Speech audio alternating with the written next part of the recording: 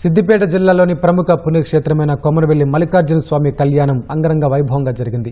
108 మంది వీరశైవ పండితులచే స్వామివారి కళ్యాణం వైభవపేతంగా సాగింది. స్వామివారికి ఆలయ అర్చకులు పట్టు వస్త్రాలు, ముత్యాల తలంబ్రాలు సమర్పించారు. మల్లన్న కళ్యాణోత్సవానికి మాజీ మంత్రి మల్లారెడ్డి, ఎంపీ కిరణ్ కుమార్ రెడ్డి, ఎమ్మెల్యే పల్లా రాజేశ్వరరెడ్డి హాజరయ్యారు. వీరశైవ ఆగమ శాస్త్రం ప్రకారం మల్లికార్జున స్వామి, బలిజ మేడలమ్మ, గొల్లకేతమ్మల వివాహం జరిగింది. మల్లన్న కళ్యాణంతో ప్రారంభమైన బ్రహ్మోత్సవాలు 3 నెలల పాటు జరగనున్నాయి.